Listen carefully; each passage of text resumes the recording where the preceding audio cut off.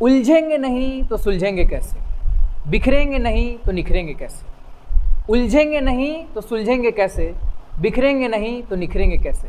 भले ही ख्वाब टूट जाए लेकिन हौसला जिंदा हो, भले ही ख्वाब टूट जाए लेकिन हौसला जिंदा हो, हौसला इस कदर जिंदा हो कि मुश्किलें भी शर्मिंदा हो। नमस्कार, मैं राघव आप सभी को राघव मैथमेटिक्स में स्वागत करता हूँ। कैसे हैं दोस्तों? मैं आशा और उम्मीद करता हूँ कि आप लोग अच्छे होंगे और घर पे पढ़ाई कर रहे होंगे। हम लोग पिछले लगातार दो क्लासेज में हम लोगों ने देखा। पहले क्लास में इंट्रोडक्शन मैट्रिक्स का और ऑर्डर देखा, उसके बाद दूसरे क्लास में टाइप्स ऑफ मैट्रिक्स, और टाइप्स ऑफ मैट्रिक्स का मेरे ख्याल से 2 क्लासेज आपका हो चुका है।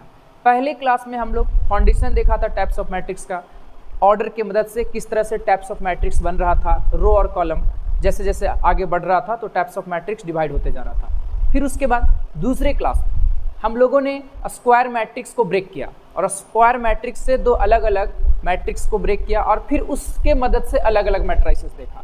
तो अगर आप लोग वो 2 क्लास नहीं देखे होंगे तो इस वीडियो लेक्चर से पहले वो दोनों देखें, उसके बाद आज का देखें, तब आपको बिल्कुल पूरी तरह से समझ में आएगा। चलो, आज के लिए एक स्पेशल टॉपिक है और स्पेशल मैट्रिक्स है जिसके लिए हम लोग आज के लिए जुड़े हैं। तो सबसे पहले सिंगलटन मैट्रिक्स। देखिए सिंगलटन मैट्रिक्स क्या होता है। हाँ, सिंगलटन मैट्रिक्स। सिंगलटन मैट्रिक्स किसे कहते हैं? तो सिंगलटन मैट्रिक्स एक मैट्रिक्स होता है। ये किस टाइप का मैट्रिक्स होता है? तो ये एक ऐसा मैट्रिक्स होता है जिसमें रो और कॉलम 1 हो जाए, यानी रो और कॉलम 1 हो जाए, यानी 1 क्रॉस 1 ऑर्डर हो जाए। तो जब 1 क्रॉस 1 ऑर्डर होगा यानी उसके एलिमेंट्स कितना होगा? 1 होगा, क्योंकि 1 cross 1 row into column is equal to 1। That means total elements मिलता है। रो इंटू कॉलम यदि टोटल एलिमेंट्स मिलता है और 1 के बराबर है, यानी रो भी 1 और कॉलम भी कितना? 1 हो। यानी वैसा मैट्रिक्स जिसमें सिर्फ और सिर्फ एक एलिमेंट का जिक्र किया गया उसे हम लोग सिंगलटन मैट्रिक्स कहते हैं। देखिए यहाँ, a matrix having only 1 element is called singleton matrix. अब यहाँ से आपको समझ में आ रहा होगा कि एक मैट्रिक्स है जिसके डोनेट करते हैं AIJ से, इसके ऑर्डर होता है m क्रॉस n। अब यहाँ से m और n दोनों 1 हो जाता है, तब 1 क्रॉस 1 वैल्यू 1 मिलता है। ये हो गया आपका सिंगलटन मैट्रिक्स। एग्जाम्पल के तौर पे देख रहे होंगे तो 3 only 1 element, k can be any scalar, कोई भी नंबर लेना चाहते हैं तो आप ले सकते हैं। ये आपका सिंगलटन मैट्रिक्स है। बहुत ही आसान है सिंगलटन मैट्रिक्स, आप लोग पढ़े भी होंगे, नहीं पढ़े होंगे तो आप देख लीजिए। सिंगलटन मैट्रिक्स का ज़्यादातर जिक्र नहीं किया गया है कई बुकों में, लेकिन फिर भी आपको जानना जरूरी है। अब उसके बाद देखते हैं जीरो मैट्रिक्स। देखिए जीरो मैट्रिक्स को नल मैट्रिक्स कहा जाता है। आप जीरो मैट्रिक्स बोलिए या नल मैट्रिक्स बोलिए, दोनों सेम है। वॉइड मैट्रिक्स भी बोल सकते हैं इसको। तो ये सबका सब क्या होता है? सेम होता है। नल मैट्रिक्स क्या होता है? वैसा मैट्रिक्स जिसके सभी एलिमेंट 0 हो जाए, वैसा मैट्रिक्स जिसके सभी एलिमेंट क्या हो जाए? 0 हो जाए। हाँ, इसमें ऑर्डर से कोई जरूरत नहीं है। ऑर्डर इसका चाहे तो स्क्वायर हो या रेक्टेंगुलर हो, किसी भी तरह का मैट्रिसेस हो, ऑर्डर से कोई लेना देना नहीं है जीरो मैट्रिक्स का। बस इसके सभी एलिमेंट्स क्या हो जाना चाहिए? 0 हो जाना चाहिए। वही बात यहाँ पे लिखा गया है कि ये matrix is said to be zero matrix if all element are 0। इसके सभी एलिमेंट क्या हो जाते हैं? 0 हो जाते हैं। यहाँ पे ऑर्डर आपका m क्रॉस n है, जहाँ AIJ सभी एलिमेंट्स हैं, वो सभी एलिमेंट्स किसके बराबर हो जाए? 0 के बराबर हो जाए। आप एग्जाम्पल के रूप में देख सकते हैं कि एक मैट्रिक्स है, ये आपका ऑर्डर अगर देखोगे तो ये 2 इंटू 2 ऑर्डर का मैट्रिक्स है। आमतौर पे इसको 0 लिख सकते हैं और यहाँ पे लिखना चाहते हैं तो 2 इंटू 2 लिख दीजिए। अब इसमें देखिए, ये जो है वो मैट्रिक्स है, इसका ऑर्डर है 2 क्रॉस 3, इसका ऑर्डर 2 क्रॉस 3 है, लेकिन ये है भी कैसा मैट्रिक्स? तो जीरो मैट्रिक्स। तो जीरो मैट्रिक्स वैसे मैट्रिक्स को कहते हैं जिसके सभी एलिमेंट्स क्या हो जाए? 0 हो जाए। अब देखिए एक बात यहाँ से समझ में आना चाहिए कि जीरो मैट्रिक्स को ऑलवेज हम लोग 0 से डिनोट करते हैं। अगर कहीं 0 दिख गया हो तो आप उसको समझना कि जीरो मैट्रिक्स है, अगर बॉक्स के अंदर लिखा हुआ है तो। अब देखिए ये जो है आपका 2 इंटू 2 ऑर्डर का, ये आपका 2 इंटू 3 ऑर्डर का, दोनों मैट्रिक्स आपस में बराबर नहीं होंगे। अलग बात है कि दोनों 0 ही मैट्रिक्स है, लेकिन इक्वल मैट्रिक्स नहीं हो सकता, क्योंकि इक्वल मैट्रिक्स के बारे में आगे समझेंगे क्या कंडीशन होता है। ये दोनों मैट्रिसेस का ऑर्डर अलग अलग है, इसलिए दोनों इक्वल नहीं है। 0 होने से बात नहीं बनेगा। ठीक है, 0 है लेकिन इसका ऑर्डर क्या है? तो 2 इंटू 2 है। इसका ऑर्डर क्या है? 2 इंटू 3 है। तो ऑर्डर अलग अलग होने के कारण दोनों मैट्रिक्स आपस में इक्वल नहीं हो सकते, क्योंकि इक्वलिटी ऑफ मैट्रिक्स आगे समझते हैं, उसके लिए ऑर्डर सेम होना चाहिए। तो ये हो गया 2 मैट्रिक्स, पहला आपका सिंगलटन मैट्रिक्स, दूसरा आपका जीरो मैट्रिक्स। बहुत ही अच्छे ढंग से समझ गए होंगे दोनों मैट्रिक्स के बारे में। तो आप इसको स्क्रीनशॉट ले सकते हैं, फिर वीडियो को या तो पॉज करके आप लिख सकते हैं। तो चलो आगे बढ़ते हैं, इसको आप लोग स्क्रीनशॉट ले लो। उसके बाद देखिए कंपैरेबल मैट्रिक्स। जैसे नाम से ही पता चल रहा है कंपेयर, कंपेरेबल बना किससे? कंपेयर से। कंपेयर करने के लिए कम से कम 2 क्वांटिटी का जरूरत है। आप अगर आपको तुलना करना है, कंपेयर करना है किसी से, तो जरूर किसी न किसी दूसरे आपका व्यक्ति की जरूरत है, आपका तुलना किसी दूसरे से, यानी 2 थिंग्स होना जरूरी है। यानी यहाँ पे यदि मैट्रिक्स का कंपेयर कर रहे हैं, कंपेरेबिलिटी, इसी को बोल सकते हैं कंपेरेबल, तो 2 मैट्राइसेस होना बहुत जरूरी है। अब 2 मैट्राइसेस आपस में कंपेरेबल मैट्राइसेस तब होंगे जब दोनों का ऑर्डर सेम। बस ऑर्डर देखना, आगे कुछ नहीं देखना। जैसे देखिए 2 matrices A and B are said to be comparable, ये दोनों कंपेरेबल तब होंगे जब उसका order of A is equal to order of B, यानी मैट्रिक्स A का ऑर्डर मैट्रिक्स B के ऑर्डर के इक्वल हो जाए तो हम लोग कहेंगे कि वो कैसा मैट्रिक्स है? Comparable matrix. चलिए जैसे देखिए यहां से एक मैट्रिक्स आपने लिया A जिसके सभी एलिमेंट Aij, इसका ऑर्डर है m क्रॉस n। अब यहां से ध्यान दीजिए Bij दूसरा मैट्रिक्स B, इसका ऑर्डर है P क्रॉस Q, यानी दोनों अगर कंपेरेबल मैट्रिक्स है तो m cross n P cross Q के बराबर होंगे। इससे साफ जाहिर हो रहा है कि आप यदि ध्यान से देखिएगा तो m किसके बराबर हो रहा है? P के बराबर हो रहा है। m यदि P के बराबर हो रहा है तो n किसके बराबर हो रहा है? Q के बराबर हो रहा है। तब जाकर के हम लोग कहेंगे कि कंपेरेबल मैट्रिक्स है। तो कंपेरेबल मैट्रिक्स तब होंगे, दोनों आपस में कंपेरेबल मैट्रिक्स तब होंगे जब दोनों का ऑर्डर क्या होगा? सेम हो। आगे बढ़ते हैं। जैसे एग्जाम्पल के तौर पे आप देखिए, एक बहुत ही खूबसूरत एग्जाम्पल लिया है, आप इसको बताओ। 4 ऑप्शन दिया हुआ है, कोई भी मैट्रिक्स है जिसका ऑर्डर 3 क्रॉस 5 है, ऑर्डर नीचे लिखा जाता है, और दूसरा मैट्रिक्स m बाई n है, पहला मैट्रिक्स 3 बाई 5 या 3 क्रॉस 5 जो भी बोल सकते हैं। तो एक मैट्रिक्स A है जिसका ऑर्डर 3 बाई 5 और दूसरा मैट्रिक्स B है जिसका ऑर्डर m बाई n, दोनों कंपेरेबल है। यदि दोनों कंपेरेबल है तो मैंने बताया कि जब दोनों मैट्रिक्स कंपेरेबल मैट्रिक्स होंगे तो दोनों का ऑर्डर सेम होंगे। कौन सा ऑप्शन सही है? जल्दी से बताओ आप लोग। तो आप कहिएगा sir m cross n 3 cross 5 के बराबर है। कौन सा ऑप्शन सही है? m क्रॉस n 3 क्रॉस 5 के बराबर नहीं, ये तो बिल्कुल गलत। ये तो 5 क्रॉस 5 3 है, 5 इंटू 3 है, यानी m और n का वैल्यू आपस में इक्वल नहीं है, क्योंकि अभी देखा था कि पहला रो के बराबर, दूसरा कॉलम के बराबर। तो रो यदि यहां से 3 है तो यहाँ पे m बराबर 3 होना चाहिए, m का वैल्यू क्या होना चाहिए? 3 होना चाहिए, और n का वैल्यू यहां से देख रहे हो क्या होना चाहिए? 5 होना चाहिए। तो 3,5 कौन सा option? Option number C. Option number C में 3,5 है। तो आपका ऑर्डर यहां से पता चल गया। तो m और n का वैल्यू कैसे बता दिए? कंपेरेबल मैट्रिक्स की मदद से बता दिए। चलिए आगे बढ़ते हैं। अब जैसे देखिए अगला है इक्वल मैट्रिक्स। अगला आपका दिया हुआ इक्वल मैट्रिक्स। इक्वल मैट्रिक्स क्या होता है? तो इक्वल मैट्रिक्स के बारे में मैं आपको बताना चाहता हूं कि जब 2 मैट्रिक्स दिया हो, अब दोनों मैट्रिक्स इक्वल है। अगर 2 मैट्रिक्स दिया हुआ है तो दोनों मैट्रिक्स इक्वल तब होगा जब पहले दोनों का ऑर्डर सेम। जैसे कंपेरेबल मैट्रिक्स में आपने क्या देखा? दोनों का ऑर्डर सेम। यदि दोनों का ऑर्डर सेम है तो कंपेरेबल मैट्रिक्स होगा। चलो ठीक है, बट इक्वलिटी ऑफ मैट्राइसेस या इक्वल मैट्राइसेस तब होंगे जब दोनों का ऑर्डर तो सेम हो ही हो, साथ ही साथ उसके करस्पॉन्डिंग एलिमेंट इक्वल होना चाहिए या आइडेंटिकल होना चाहिए। क्या बोला सर? फिर से बताओ इसको। देखो 2 matrices A and B are said to be equal if, इसको IFF को बोलते हैं if and only if. If and only if. तो यदि इफ एंड ओनली इफ मिले तो आप मैथ के भाषा में डायरेक्ट IFF लिख देना और समझ जाना कि यह लिखा हुआ if and only if. If and only if जिसको हिंदी में कहते हैं यदि और केवल यदि।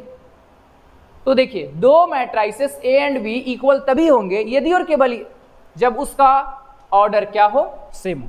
पहला कंडीशन है कि ऑर्डर सेम है। दूसरा कंडीशन क्या है? कि corresponding element of them are equal, या इसी को आइडेंटिकल भी कहते हैं,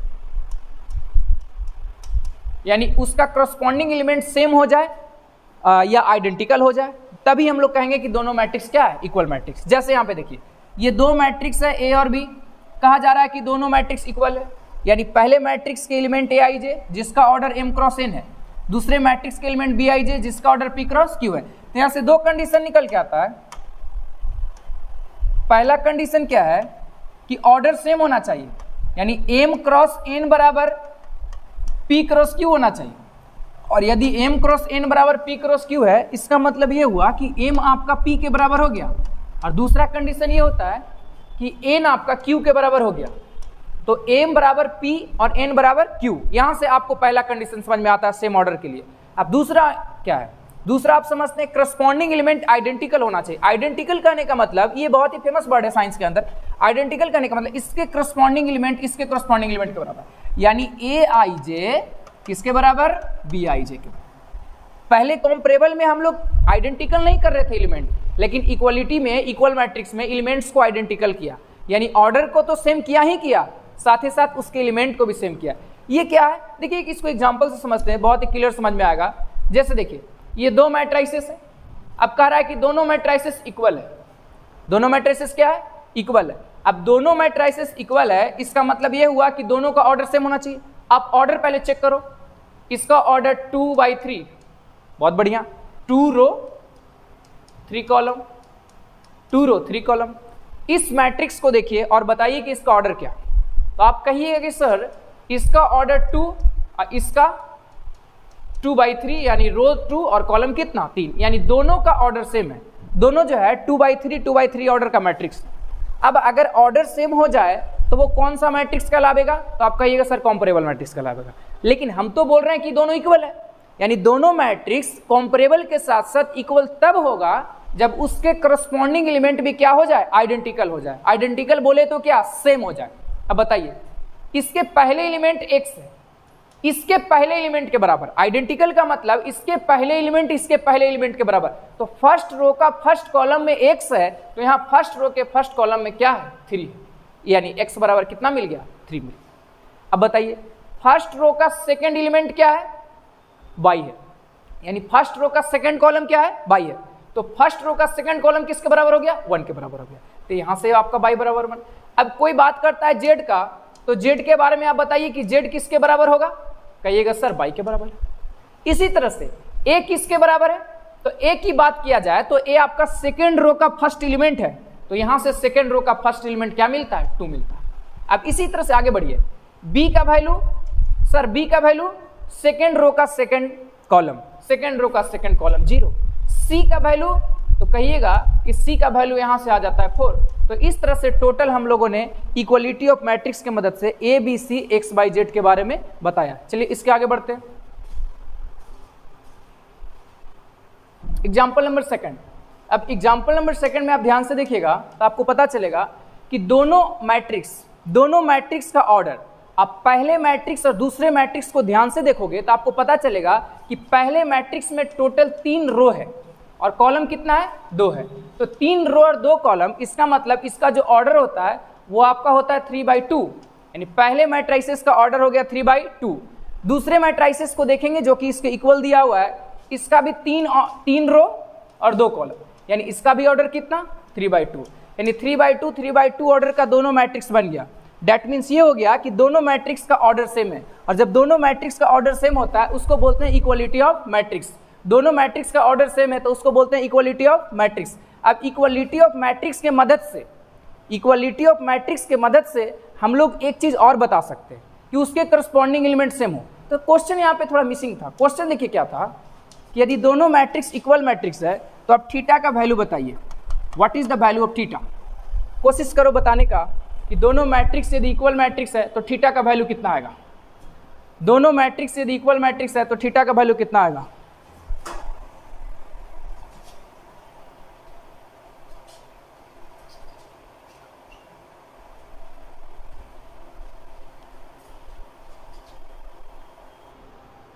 चलिए तो आपका थीटा का वैल्यू कितना आया बताइए। तो सबसे पहले समझते हैं, जब दोनों मैट्रिक्स इक्वल है तो उसके ऑर्डर सेम होंगे, और ऑर्डर यदि सेम है तो यहाँ से एक बात और आपको पता चल रहा होगा कि करस्पॉन्डिंग एलिमेंट भी आइडेंटिकल होगा, और करस्पॉन्डिंग एलिमेंट आइडेंटिकल यानी इक्वल होगा। तो साइन थीटा, यदि आप बात करते हैं साइन थीटा का, तो साइन थीटा यहाँ से, साइन थीटा आपका यहाँ से 1/2 के बराबर है। तो साइन थीटा का वैल्यू, साइन थीटा का वैल्यू 1/2 के बराबर होगा।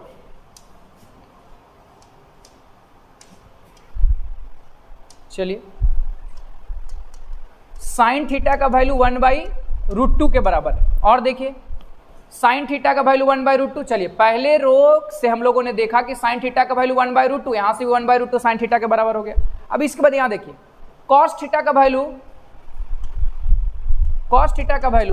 -1/√2। कॉस थीटा का वैल्यू कितना? -1/√2। यहाँ कॉस थीटा के बराबर, ये तो बिल्कुल सही है आपका। अब इसमें देखिए कॉस थीटा फिर कॉस थीटा के बराबर, यानी tan थीटा -1। अब यहाँ से क्या आया? tan theta -1। तो ऐसा कौन सा थीटा का वैल्यू है जो कि तीनों इक्वेशन को सेटिस्फाइड करता हो? थीटा का ऐसा कौन सा वैल्यू जो तीनों इक्वेशन को सेटिस्फाइड करता हो? ध्यान से देखना, साइन थीटा का वैल्यू 1/√2, कॉस थीटा का वैल्यू -1/√2। अगर आप यहाँ से देखते हैं तो बोलिएगा सर थीटा का वैल्यू 45 डिग्री। चलो ठीक है, मैं 45 डिग्री इसको मान लिया, बाय द वे थीटा का वैल्यू 45 डिग्री मान लिया। इसको बताओ तो कहिएगा सर कॉस थीटा का वैल्यू -1/√2 है, इसका मतलब थीटा का वैल्यू 45 डिग्री नहीं बोल सकते। थीटा का वैल्यू 45 डिग्री नहीं बोल सकते, तो क्या बोलेंगे? थीटा का वैल्यू यदि 45 डिग्री नहीं बोल सकते हैं तो फिर क्या बोलेंगे? एक वैल्यू और होता है जिसका वैल्यू -1/√2 होता है, वह होता है 135 डिग्री। 135 डिग्री पर आपका कॉस थीटा -1/√2 हो जाता है। अब ध्यान से देखिए कॉस 135 डिग्री, 135 डिग्री यानी 90 + 45। 90 + 45 किस क्वाड्रेंट में जाएगा? सेकेंड क्वाड्रेंट में जाएगा। और सेकेंड क्वाड्रेंट में यहाँ से वैल्यू जो हो जाता है कॉस का वैल्यू निगेटिव होता है, तो इसलिए कॉस -1/√2 का वैल्यू 135 डिग्री। अब यहाँ देखिए साइन थीटा का वैल्यू 1/√2, इसका वैल्यू आप 135 डिग्री भी बोल सकते हैं। क्यों? क्योंकि 45 डिग्री और 135 डिग्री दोनों पर सेम वैल्यू आता है 1/√2। तो आप यहाँ से एक चीज बोल सकते हैं कि सर थीटा का वैल्यू 135 डिग्री आया, तो थीटा का वैल्यू 135 डिग्री का भी मान 1/√2 और 45 डिग्री का वैल्यू भी कितना? 1/√2। तो 1/√2 और यहाँ -1/√2 दोनों इक्वेशन को साइन कॉस के लिए सेटिस्फाइड कराने के लिए एक ही एंगल आपके पास था, वह था 135 डिग्री, जो कि दोनों को रिप्रेजेंट करा दिया। और ये तो क्लियर है, आपको tangent, slope of a tangent आपको पता है, tan थीटा -1 135 डिग्री पे पड़ता है, तो 135 डिग्री। यानी तीनों इक्वेशन को आप ध्यान से देखते हैं तो आपको समझ में आता है कि थीटा का वैल्यू 135 डिग्री आया। यानी 135 डिग्री के बाद थीटा का वैल्यू रखने के बाद पूरा का पूरा दोनों इक्वेशन को सेटिस्फाइड करता है और इक्वल मैट्रिक्स को प्रेजेंट करता है। अब यहां से बताइए थीटा का वैल्यू कितना आ गया? 135 डिग्री आ गया। तो आपको समझ में आ गया होगा। पहला एग्जांपल में हम लोगों ने ये देखा कि इक्वल मैट्रिक्स है तो ABC XYZ कैसे आया। अब दोनों मैट्रिक्स यदि इक्वल है तो थीटा का वैल्यू कितना है? तो थीटा का वैल्यू कितना आया? 135 डिग्री आया। कई बच्चों को ये कंफ्यूजन होगा कि सर साइन थीटा के लिए यहाँ पर अगर आप ध्यान से देखते हैं तो आपका वैल्यू जो है वो आता है 45 डिग्री, बट 45 और 135 दोनों आता, क्योंकि 45 तो ये इसको सेटिस्फाइड कर देगा बट ये दोनों को सेटिस्फाइड नहीं करेगा, इसलिए हम लोग 135 डिग्री के बारे में बताया। आगे बढ़ते हैं। चलिए ये दोनों मैट्रिक्स है, ये दोनों मैट्रिक्स आपस में इक्वलिटी ऑफ मैट्रिक्स कहलाते हैं। ये दोनों मैट्रिक्स इक्वल मैट्रिक्स है, तो XYWZ का वैल्यू बताइए। सबसे पहले ऑर्डर बताओ, इसका ऑर्डर 2/2, इसका ऑर्डर भी 2/2, यानी दोनों मैट्रिक्स इक्वल है तो पहले तो ऑर्डर सेम होगा, और यदि ऑर्डर सेम है तो उसका ये आइडेंटिकल होगा। ऑर्डर सेम है तो उसके करस्पॉन्डिंग एलिमेंट भी क्या होगा? आइडेंटिकल होगा। तो यहां से आप ध्यान से देखिए x + 3 एक्चुअल में -x + 1 के बराबर होगा। अब इधर से आया -x, तो x और x जुट के कितना x हो गया? 2x हो गया। अब इधर से आया -x, तो x और x जुट के कितना हो गया? 2x हो गया। अब ये +3 उधर गया तो -3, तो 1 के साथ -3 कितना हो जाता है? -2 हो जाता है, यानी x का वैल्यू आपका -1। x का वैल्यू कितना हो गया? -1 हो गया। चलिए उसके बाद ध्यान दीजिए 2y + x = 0। x का वैल्यू अभी आपने -1 लिया, तो 2y - 1 = 0, यानी आप बता सकते हैं कि 2y = 1, तो y का वैल्यू कितना? 1/2। y का वैल्यू कितना आ गया आपका? 1/2 आ गया। तो x भी निकल गया और y भी निकल गया। अब यदि z की बात करते हैं तो यहां से देखो z - 1 3 के बराबर, तो z बराबर किसके बराबर? 4 के बराबर होगा। तो x y z तीनों पता चल गया। अब w की बात करते हैं तो 4w - 8 यहां से 2w के बराबर है, यानी 2w इधर आया तो 4w में से 2w गया तो कितना बचा? 2w। अब ये माइनस का इधर आया तो क्या हो गया? प्लस का हो गया। अब यहां से अगर गौर करते हैं तो जाएगा कितने बार में? 4 बार में जाएगा, तो w का वैल्यू कितना आ गया? 4। तो एक्स वाई जेड डब्ल्यू सभी का सभी वैल्यू आप लोगों ने क्या किया, निकाल लिया। चलिए इसको भी स्क्रीनशॉट लीजिए। अभी जो है आपका थ्योरी चल रहा है एक क्लास और लगभग 1 से 2 एक क्लास और, बेसिकली थोड़ा वीडियो अगर 1 घंटा का बने तो एक क्लास में क्लियर हो जाएगा, लेकिन बच्चों का डिमांड ये रहता है कि सर शॉर्ट वीडियो डाला जाए। लेकिन देखिए शॉर्ट वीडियो में चलो तो ठीक है, लेकिन बड़ा वीडियो भी है तो कोई दिक्कत नहीं। आप पहले पार्ट में आप जितना भी टाइम आपको देखने का इच्छा है वो देखिए, फिर उसके बाद दूसरे पार्ट में देखिए, तो टाइम को आप मैनेज कर सकते हैं। वीडियो बड़ा भी हो तो कोई चिंता करने की जरूरत नहीं, बस ये देखना है कि कंटेंट में कितना दम है। वीडियो कितना छोटा या कितना बड़ा है वो मज़ा तो बहुत कुछ में आता, लेकिन बाद में आपको सजा भी देता है। मज़ा से अगर रिजल्ट होने लगे तो हर जगह से रिजल्ट होने लगता है। मज़ा करने से रिजल्ट नहीं होता है, रिजल्ट आपको मेहनत करने से होता है। मज़ा की जगह मेहनत करो, और मेहनत करने के लिए आपको बैठना पड़ता है, टेबल और कुर्सी पे बैठना पड़ता है, रात बिताना पड़ता है, समय के साथ लड़ना पड़ता है, जूझना पड़ता है। आज के डेट में कंपटीशन किसी औरों से नहीं, आपको खुद से है। खुद से जीतना है, खुद से लड़ना है, खुद को जानना है, खुद से मोहब्बत करना है, खुद से बात करना है, किसी दूसरे से नहीं। आप ये बताओ, कंपटीशन अब दूसरा से नहीं है, आपको अपने से। सुबह जल्दी उठना, उठकर पढ़ाई करना, क्लास से जाना, मोबाइल कम यूज करना, इधर उधर दोस्तों से बातें ना करना, मार्केट में नहीं घूमना, ये सब कंपटीशन किसी और से नहीं है, ये आपसे है। ये मैनेज भी आप ही कर सकते हैं, कोई आपको दूसरा नहीं करके देगा। तो इसलिए अपने आप को जानिए और ज़बरदस्त मेहनत करिए, रिजल्ट बिल्कुल आपके हाथ में होगा। तो चलो अगले पॉइंट पे चलते हैं। अगला पॉइंट ट्रेस ऑफ मैट्रिक्स। अब आपका ये लास्ट है, ट्रेस ऑफ मैट्रिक्स। देखिए ट्रेस ऑफ मैट्रिक्स क्या होता है। ट्रेस ऑफ मैट्रिक्स ये स्क्वायर मैट्रिक्स में होता है। ट्रेस ऑफ मैट्रिक्स कैसे मैट्रिक्स में होता है, स्क्वायर मैट्रिक्स में होता है। जब कभी भी स्क्वायर मैट्रिक्स मिल जाए तो उसके जो मेन डायगोनल होते हैं, जिसको प्रिंसिपल डायगोनल बोलते हैं, उसके सभी एलिमेंट्स को जोड़ दीजिए, उसी को ट्रेस ऑफ मैट्रिक्स कहते हैं।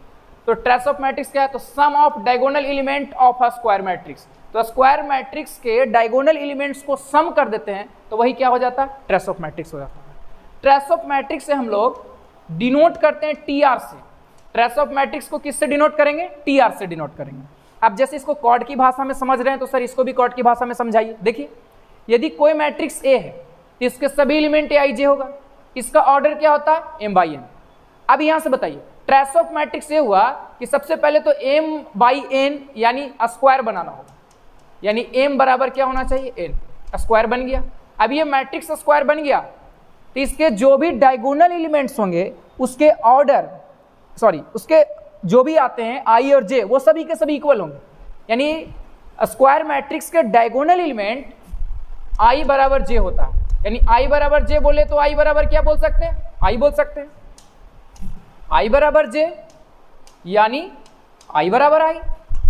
तो जो भी एलिमेंट्स है उसके सभी के सभी जो होंगे वो आई बराबर आई होंगे, और आई बराबर आई होंगे तो आप लिख सकते हैं कि उसके जो भी एलिमेंट्स होते हैं वो ए आई आई होते हैं।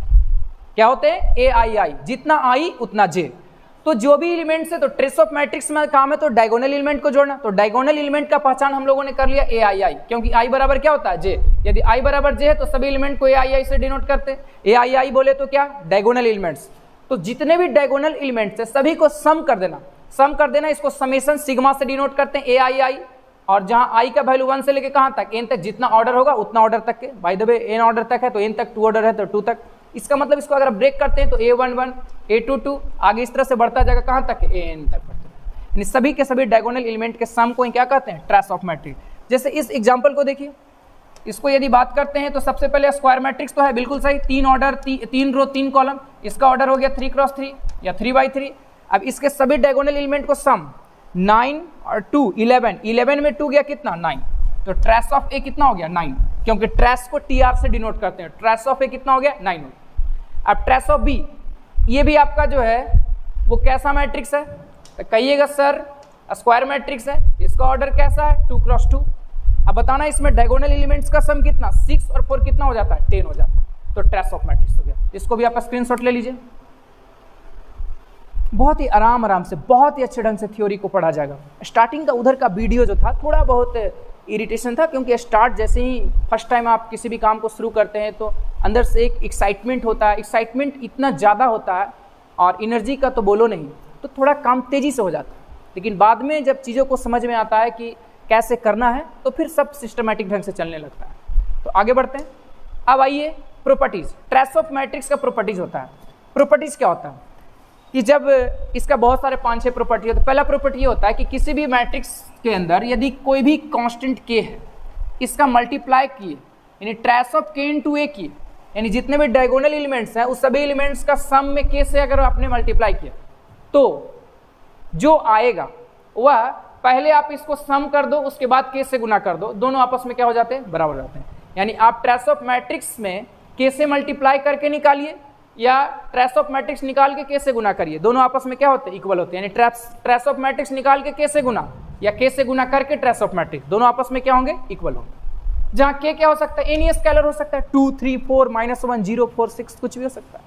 अब आइए trace of a plus B, यदि दो मैट्रिसेस का ट्रेस को आप सम करते हैं या सब्ट्रैक्ट करते हैं या अलग अलग दोनों को सम करते हैं या सब्ट्रैक्ट करते हैं, दोनों आपस में क्या होते हैं, बराबर होते हैं। यानी दोनों मैट्रिसेस को जोड़ के या घटा के ट्रेस निकालिए या ट्रेस निकाल के जोड़िए या घटाइए, दोनों आपस में क्या होंगे, इक्वल होंगे। यहां से ये निकल के आया कि दोनों मैट्रिसेस का ट्रेस निकाल के जोड़िए या घटाइए या तो फिर जोड़िए घटा के ट्रेस निकालिए, दोनों आपस में क्या होते हैं, इक्वल होते हैं। ये होता है ट्रेस ऑफ मैट्रिक्स का प्रॉपर्टी नंबर दूसरा।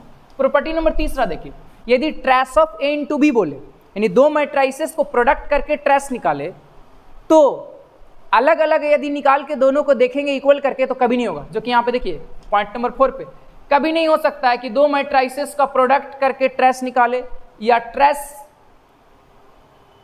हाँ सही है, ट्रेस दोनों अगर इस तरह से आप देखते हैं तो कभी इक्वल नहीं होगा। ट्रेस ऑफ ए बी और ट्रेस ऑफ ए बी कभी आपस में इक्वल नहीं हो सकता।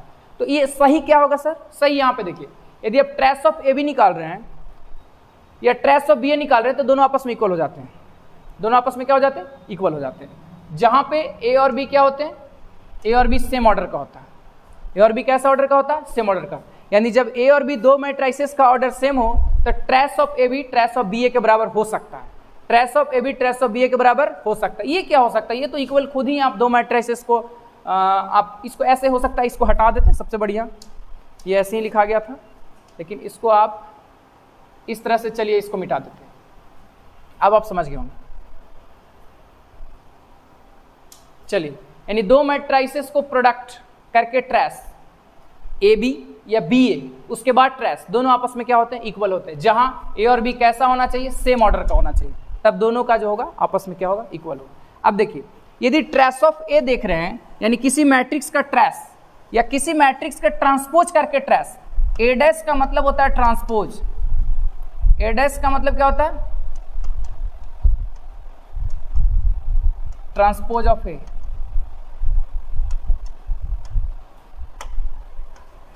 ए dash is equal transpose of A, यानी ये ट्रांसपोज ऑफ ए को डिनोट करता है ए डैश। अब हम समझाएंगे आने वाले टाइम में कि ट्रांसपोज क्या होता है, सिमेट्रिक क्या होता है, स्क्यू सिमेट्रिक क्या होता है। देखिए, ट्रांसपोज ये होता है कि किसी भी मैट्रिक्स के रो को उसके करस्पॉन्डिंग कॉलम में बदल देते हैं तो ट्रांसपोज हो जाता है, जो कि आने वाले लेक्चर में देखेंगे। तो किसी मैट्रिक्स का आप ट्रेस निकालिए या उसके ट्रांसपोज करके ट्रेस निकालिए, दोनों आपस में क्या होते हैं, इक्वल होते हैं। उसके बाद पॉइंट नंबर 6, पॉइंट नंबर 6 बहुत ही बढ़िया है। जैसे लेमडा और म्यू दो कांस्टेंट है, लेमडा और म्यू दो कांस्टेंट है, दो कांस्टेंट है, यदि किसी पहले मैट्रिक्स में लेमडा से गुना और दूसरे मैट्रिक्स में म्यू से गुना, अब दोनों को गुना करके आपस में ऐड किया या सब्ट्रैक्ट किया तो एक नया मैट्रिक्स मिलेगा। अब उस मैट्रिक्स का ट्रेस, बहुत बढ़िया, इधर देखिए, पहले मैट्रिक्स ए का ट्रेस निकाल के लेमडा से गुना और दूसरे मैट्रिक्स बी को निकाल के म्यू से गुना करके ऐड करें या सब्ट्रैक्ट करें तो दोनों आपस में क्या हो जाते हैं, इक्वल हो जाते हैं।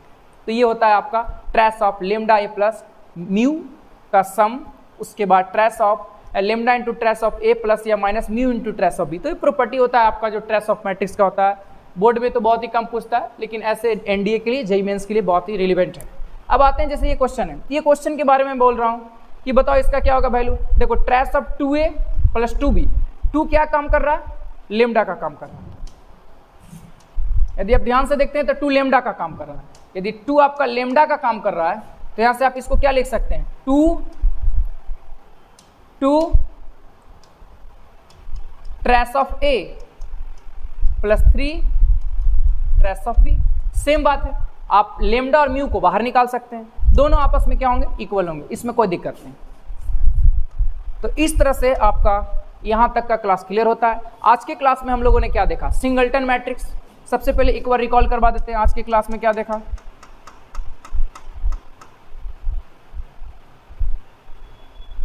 देखिए सबसे पहले सिंगलटन मैट्रिक्स, वैसा मैट्रिक्स जिसमें सिर्फ और सिर्फ एक एलिमेंट हो उसको सिंगलटन मैट्रिक्स कहते हैं। जीरो मैट्रिक्स जिसके सभी के सभी एलिमेंट्स क्या हो जाए, जीरो हो जाए, उसको क्या बोलते हैं, जीरो मैट्रिक्स। फिर देखा कंपैरेबल मैट्रिक्स, दो मैट्रिक्स कंपैरेबल मैट्रिक्स तब होंगे जब दोनों का ऑर्डर क्या हो जाए, सेम हो जाए।